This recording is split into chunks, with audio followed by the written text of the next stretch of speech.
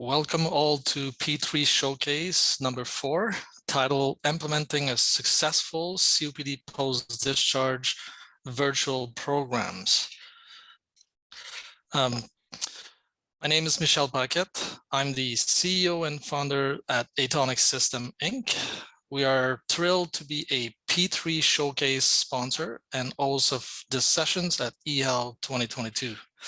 This session will consist of a live presentation, and if we have time for questions, I will address those at the end of the presentation. Please use the chat room if you have any questions that I could address this at the end. You're also encouraged to connect with all the speakers after the sessions via the virtual event platforms. So at Aetonix, we're really proud to innovate with healthcare partners, driving for better patient care. Since 2014, with our virtual care platform, A Touch Away, we have enabled healthcare organizations to implement remote patient management programs in Canada, USA, and UK. Today, I'm very fortunate to host these sessions and having the opportunity to share with you one of our recent successful projects. Let's get started with the conversation around implementing a successful COPD post-discharge virtual program. Please join me in welcoming to the virtual stage Adam Hambly, a respiratory therapist at Belleville, Quinte West Community Health Centers, and Dave Jones, respiratory therapist at ProResp. Let me just share my screen. So I'll turn it to Adam for proceeding with the organizations. So Adam, if you don't mind. Thanks, Michel. So, for our content today, we're going to talk about the background of COPD in Hastings, Prince Edward. We're going to review partnerships and priorities, our pre-discharge activities. We're going to dive into the remote care monitoring platform itself and the program. And then finally, lessons learned of our outcomes. And I believe we have some patient stories actually to share too, which is going to be great. Awesome. Next, yeah. So thanks, Michelle, for that intro. As Michelle mentioned, my name is Adam. I'm a respiratory therapist working in the Hastings, Prince Edward area. But I kind of want to start with taking a quick look at some data from our area. This data is from 2017. And what we're going to do is kind of take a look at this data, how this acted as a catalyst to create a regional lung health program in our area, and then finally how a remote care monitoring platform became an integral part of that program. So if we take a look at this specific data up on our screen here, this is looking at COPD hospital utilization. And it really dived into two main segments, right? We have ER visits and hospitalizations. And so you can kind of see, we're not going to go through all these numbers, but we've highlighted the Quinte area, which is the Hastings, Prince Edward, Quinte region, highest in the southeast, so southeastern Ontario, and about, between 2 and 3 times the provincial average, which is down at the bottom. So all this to say that COPD was quite the problem in our area. Next slide, Michelle. And so in an effort to combat this, there was an investment made by the ministry to have 2 regional respiratory therapists that were based in primary care. And the idea was to build a standardized lung health program that was following Health Quality Ontario COPD standards. And so our priorities initially were to have primary care in spirometry, spirometry in primary care, COPD peer support groups, community rehab, standardized primary care pathways for COPD. So this was really important to us because we had a lot of variation in care and obviously some data collection tools. Unfortunately, we had to shift a lot of that when the pandemic hit, as a lot of people did. And so a lot of our stuff went to virtual where we could. We added some new things and we had to cancel some of our parts of our program. And that really created some capacity for other things that we could be doing. And one of them, which is highlighted there on the right, is a discharge project from the hospital, and we called it InReach. And the other one was the introduction of this remote care monitoring platform within our program. It just kind of created this perfect storm opportunity where we thought that that would be a good time to loop in a virtual care. And you can kind of see the rest of our priorities there. We pivoted where we could. We offered some virtual rehab or connected patients to virtual rehab. had a peer support conference call, and we also connected folks to respirology services via OTN. Next slide. So if we look at kind of a snapshot of where we intersected with these patients during their hospital admission, obviously they were admitted and we assisted with some navigation. And you can kind of see where those arrows are is where we kind of intersected with these patients and helped to determine a pathway of moving forward. So we certainly connected them with a lot of different services, but once we started identifying these patients and integrating remote care monitoring into this pathway that we had created for the InReach program in the hospital, we started determining, what patients are good candidates for remote care monitoring. How do we remove those barriers? Do we connect them with a home visit, right, through other services? So that could be a home care nurse through home and community care, or potentially the community paramedicine program. And then they kind of followed through that continuum with or without a home visit, but all with the remote care monitoring attached to them. And sometimes we had to connect them to their primary care provider, or if they didn't have a primary care provider, we had them connect with our internal medicine clinic at the hospital.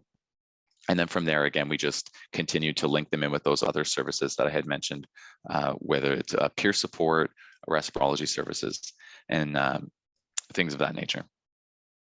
Next slide. So our pathway was largely focused on best practice standards, and we kind of took inspiration from Health Quality Ontario and GOLD and CTS standards to really create the framework and the foundation of the program. And we're talking about things like diagnosis or confirmation of diagnosis, what their hospital care looks like, what types of services can we do in primary care, connecting them to even external referrals like rehab and support and that sort of thing. And of course, bringing in the client goals was a big piece of the program too. So self-management, and another big one was exacerbation response. And what we found was that, throughout this larger framework, which was kind of already in place, or parts of it were in place, once the pandemic hit, we really needed a way to engage with these patients or remain engaged with them. And we found that virtual care was a great mechanism to help deliver parts of that care. Next slide.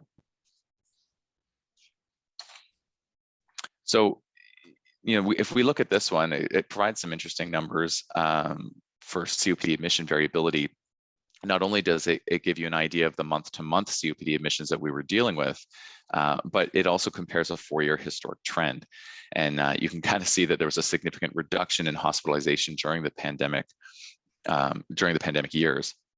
And this data is not unique to us. This has been observed in several areas, and not just related to COPD.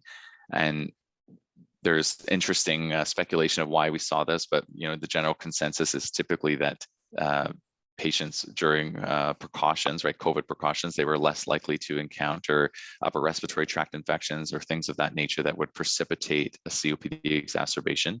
And then the other big piece was, of course, that a lot of folks were reluctant to go to hospital for fear of a COVID exposure, or for whatever else. So we do see this dramatic decrease of exacerbations during the pandemic. So if we look at kind of the numbers to give you an idea, we're hovering around the 30 to 40 mark, give or take, month to month of admissions per month, and almost double that in some cases, and before the pandemic. Next slide. This is a nice illustration of the geographical collaboration that was taking place. You can kind of see our partners in the Southeast, and then from on the left-hand side, you can kind of see the Prince Edward County Hastings area. So we had Center Hastings up in the north, and the Quinte region, and Prince Edward County in the south. And then as far east, we had the Frontenac and Lennox and Addington counties. So that would be Kingston, the Napanee area. So we had quite a large geographical collaboration on this that was participating in the linking patients to this remote care monitoring platform. Next slide. And so not only did we have a large geographical collaboration, but excuse me, But we also intersected with a lot of different sectors to really drive valuable engagement. So we had our primary care and hospital partners, which you can kind of see on the left-hand side, that were hugely responsible for referral volume, right? They were really driving referrals. And then the community and private sector was really more focused on the service delivery side of things. But regardless, the point we want to highlight here is the common goal that transcended, 4 sectors and 2 Ontario health teams to promote this program and to really kind of bring it together. Next slide. And finally, for those that may be thinking about, instituting a program like this, I just wanted to share this really quickly of something that we found quite early on. You can kind of see these 2 different arrows, right? These 2 different models. And if we look at the red model, the red arrow on the bottom, we initially had tried a decentralized model where referrals were coming from multiple places, right? They were coming from primary care, family health teams, or the hospital. And then the setup would be done of the equipment by a contracted and external source. So they were kind of private sector setups. And then the monitoring of these patients was actually taking place by the teams that the patient belonged to. So by the individual primary care teams. And what we found was that it was this very kind of fragmented approach. And the healthcare professionals that were doing the monitoring, they were more or less doing it on the corner of their desk, and it really wasn't very robust as we wanted it to be. And they didn't really have the time or the bandwidth to do it. And so we flipped the model a little bit. We focused more on the hospital and centralizing that referral source. So it was really focusing on exacerbations post-discharge. And the referral process, it came to a central location, which was ProResp. And then it was ProResp that was actually carrying out the monitoring of these patients. Their clinical staff was doing that. And it created a much smoother and more continuity in that program. And we got better feedback from patients and providers when we switched to this. And of course, the teams were happier too, because they weren't actually trying to do this at the corner of their desk. So just wanted to share that little bit of insight that we discovered quite early on. And with that, I think I will hand it over to Dave so he can kind of walk us through the more of the details of the program itself. Thanks, Adam. And as Michel had introduced me at the start, I'm a respiratory therapist with ProResp. So we're the service delivery side of this whole program. So we'll walk through a little bit more of the detail of how it actually worked. So the potential patients were identified in the hospital, in the Quinte healthcare hospital system by the internal team there. We did very specifically keep the criteria broad for admission to the program. We didn't want to miss patients that would potentially benefit from it. They did need to have chronic lung disease of some type, but we did want to keep it fairly broad, so we specifically did that.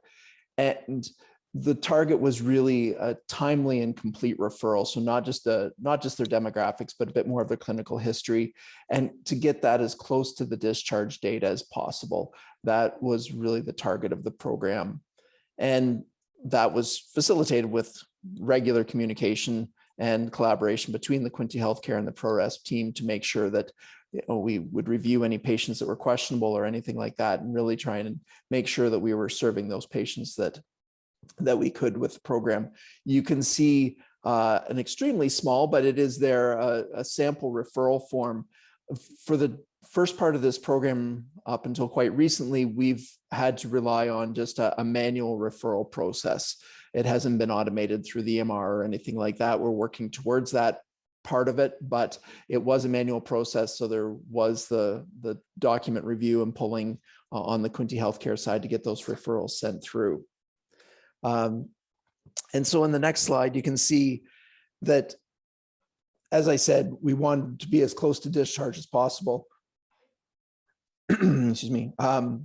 And then the other piece with that is it allows really prompt follow-up with the patient. So it wasn't leaving it for 2-3 weeks or anything like that.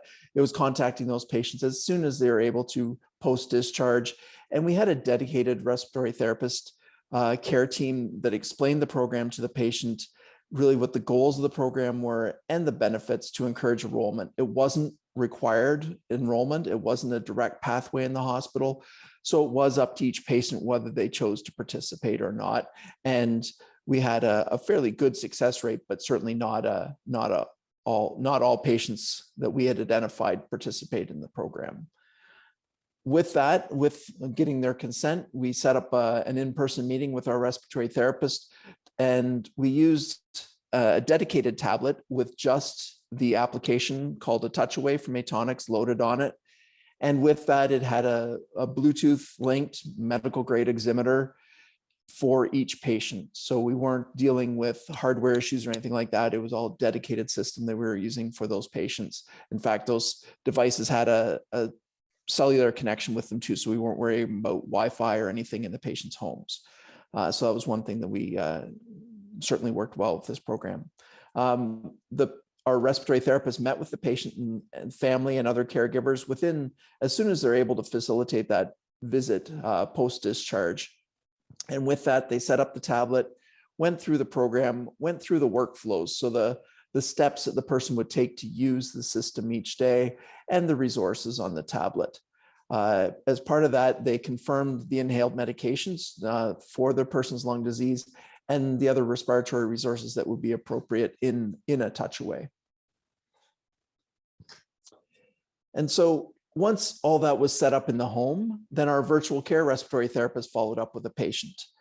So that respiratory therapist went through the patient monitoring process and the education workflows, modified those to meet the needs and the goals of the patient in alignment with the goals of the program. The remote assessment was completed by that therapist, and the app has video and audio, both secure connections that are available directly through that. So as much as possible, that's how the communication was done. The patient completed daily workflows and they were monitored for symptoms, so how they were feeling, plus the oximetry data. The workflows were set up to flag if the patient was reporting feeling different, and I'll talk about that a little bit more in a moment. And then the respiratory therapist could follow up from there. The patient also had the ability to contact the RT directly if they had questions about any part of the process, including their current health status. The respiratory therapist would initiate voice calls to follow up on any flags or alerts, but they also did some scheduled education, really with that target of promoting that self-management for the patient and working those goals with what the patient's goals were. And then the other key piece, keeping primary care involved, was each patient, there's a report sent to the primary care initially, and then updates and contacting the primary care as needed throughout the program. So this is where I was talking about the workflow that the patient would complete. So each day they would get a question that was set to pop up on their screen and ask them how they were feeling. And they had three main options. Either they were feeling normal, which is normal for them, of course, not what some of us would consider normal, perfectly healthy, but it would be normal for them. From that, it would prompt them to check their oximetry, to check their oxygen levels, review any specific materials, and let them know that they would check in the next day. The next option was that the person was feeling different. And with feeling different, it would then ask some questions about their symptoms, whether that was more related to anxiety with their breathing, whether they had a cough, or whether they were coughing like they had sputum that was coming up that was colored. It would ask a variety of questions to clarify that. During the week, this program ran, and so it was a virtual contact was initiated. The patient was flagged at that point, and the respiratory therapist could review the materials. The patient was also advised of specific targeted material for them at that point, encouraging cough techniques, breathing techniques, using their medications properly. And then that question came back the next day. The third key option was that the person was feeling in danger. At that point, the person was encouraged to either call their primary care physician if they're able to, or to call 911 and activate EMS. This was really reserved for when the patient was feeling terrible and it became a very urgent situation. Again, our therapists were monitoring this Monday to Friday, so they would connect with them as quickly as possible. But really, this was a more urgent call than the program was really targeted at dealing with. So with the referrals, as Adam pointed out, you could see the COPD admission volumes in the hospital were decreased throughout the pandemic. You can see essentially the purple, the first bar of every set. You can see the referrals. This program started with initial intake in February of 21, and we show the data through March of 22. And you can see that there weren't high volumes of referrals, and that's one thing I'll mention a little bit later, but there were consistent referrals coming through in the program from Quinte Healthcare. The larger blue lines you can see on the second part of each bar are the actual number of patients in the program, and the target was to have about 80 patients in the program, and that's what we were continuing with. Once we achieved that goal early fall of 2021, we were able to maintain that throughout that period after that. So the other key goal beyond having the patient be a better self-manager, be more aware of their disease process and what to do about it, the other key piece was hospital utilization. So you can see from 2016 to 2020, before we were doing this remote care monitoring program, Quinte Healthcare had a 30-day readmission rate for COPD patients of about 20 to 25% over those years. Once we started this program, we actually brought that down to 1%. So quite a notable change. And so you can see that timeline again, like I said, March 21 to March 22, and the volume of 80 patients in the program. And our readmissions outside those, just with so we had 9 readmissions within 6 months and 1 within 30 days. So maintained an excellent readmission rate, a much improved readmission rate compared to what was occurring prior to this service being offered. So as we learned some lessons, one, well, you can see starting a program in February, March of 21 meant that we were right in the middle of the pandemic. So that took a bit of process to get that going, but it clearly was the time to do it. It was necessary at that point. We were able to achieve that goal of 80 plus patients. There's collaboration across the sectors. So we were able to connect with the hospital, with primary care, and other programs running to make sure that this was working well in the community. And the other key thing was developing that clear messaging and information for the patients. So the resources on the tablet and the information they were receiving, giving them that education, that support that they needed to become better self-managers. Challenges, well, you saw, we struggled with referrals sometimes. And part of that was definitely human resource issues, just having people available to be able to do that, to search that information out and to get those referrals done. With the whole pandemic and other issues, it was difficult to see the patients prior to discharge. So that meant that they were all getting contacted after they were at home, which obviously our preference would have been to have a good discussion with them prior to discharge to have everything arranged, but that just wasn't possible in this time. And the other part was really because of the timing and everything, we weren't able to really work directly with the physicians and nurse practitioners to have them co-design on the project. It was presented to them as a program and it met most of their needs, but there's certainly things that we would look at improving with them as we move forward. So a couple of our patients that were involved in the program, I can tell you their stories.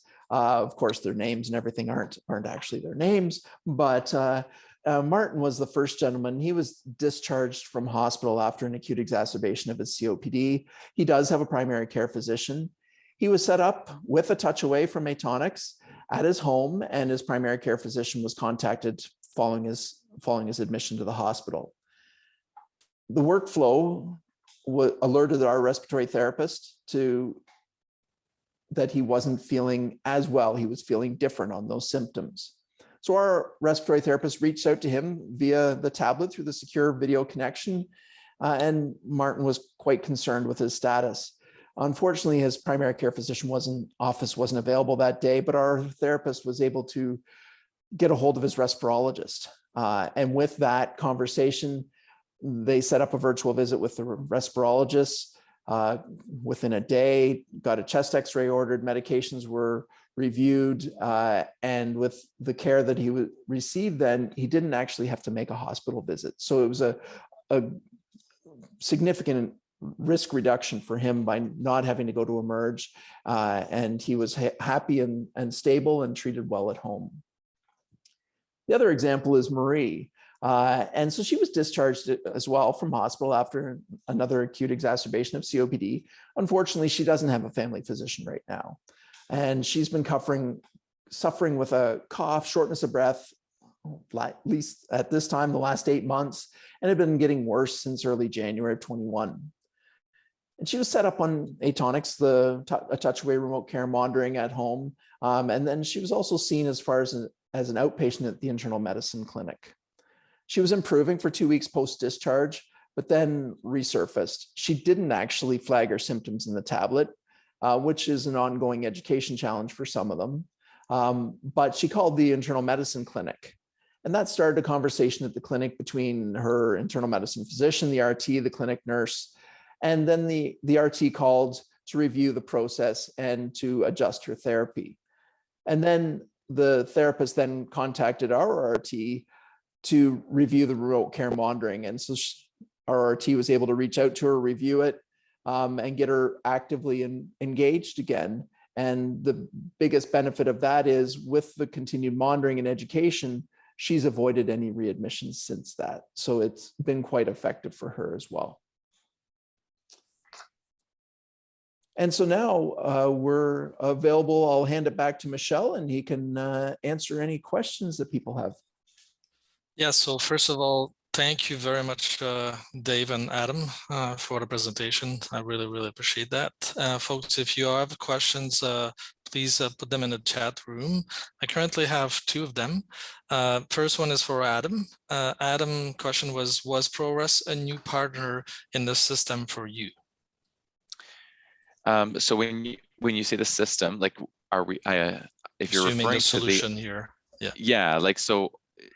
ProResp was a new partner for our lung health program in the area, and you know they were certainly part of the Aetonix system as a whole together. So Aetonix and ProResp kind of were a team, but they were certainly a new partner. Both of them were new partners for our lung health program in our region.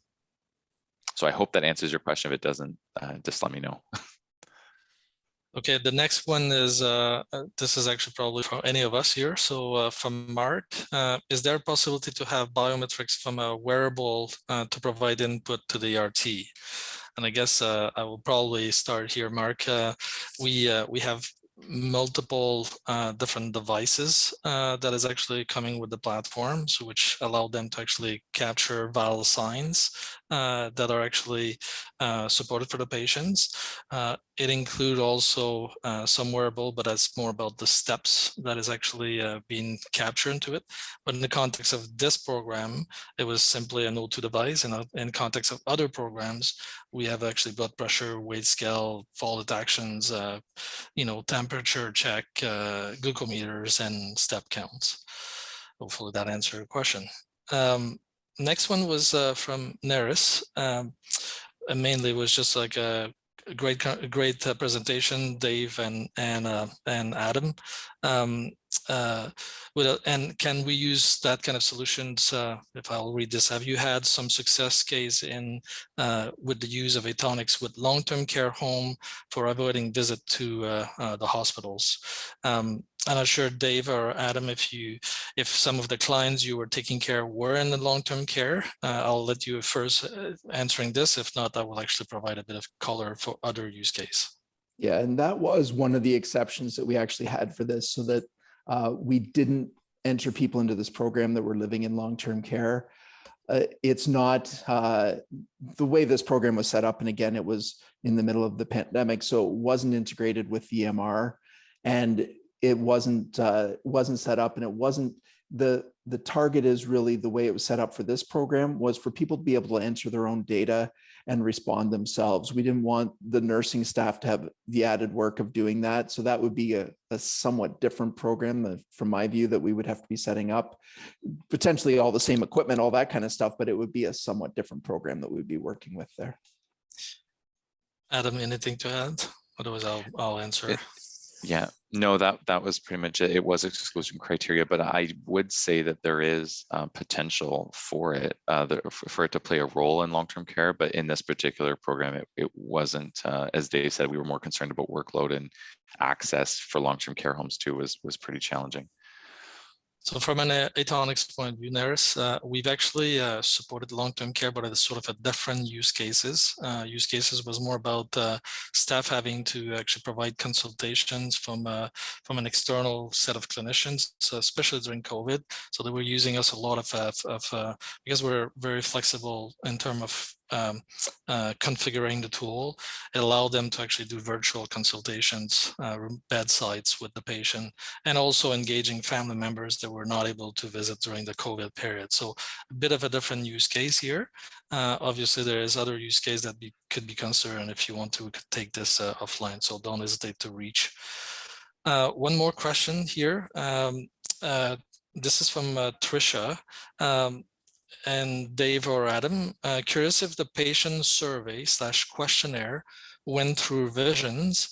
If so, was this a result from patient feedback?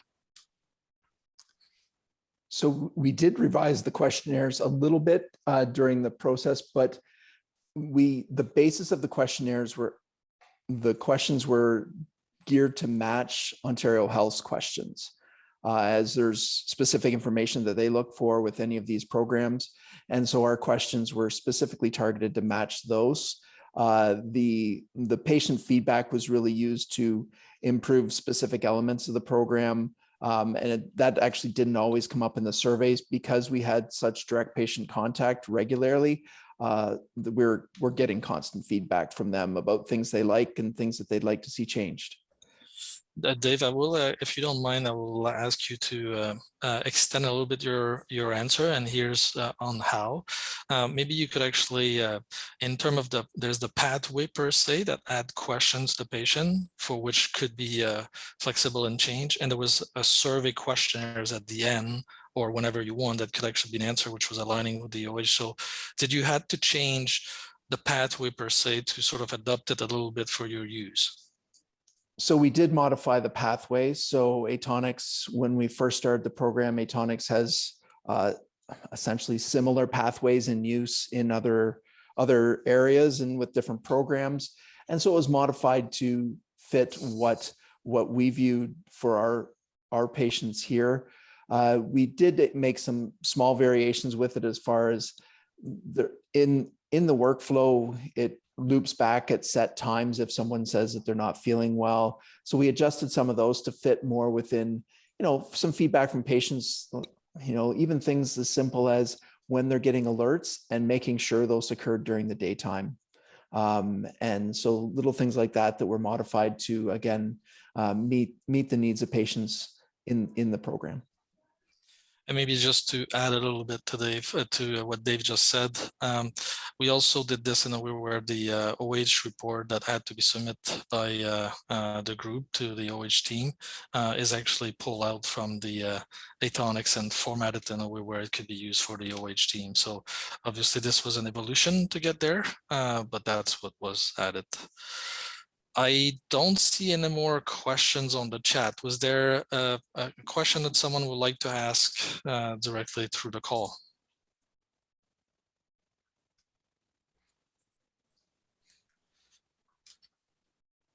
Okay, I don't see any more questions. So I would like to thanks again, Dave and Adam, for such amazing presentation. Really appreciate your time. And to all, thank you for joining us for this P3 showcase.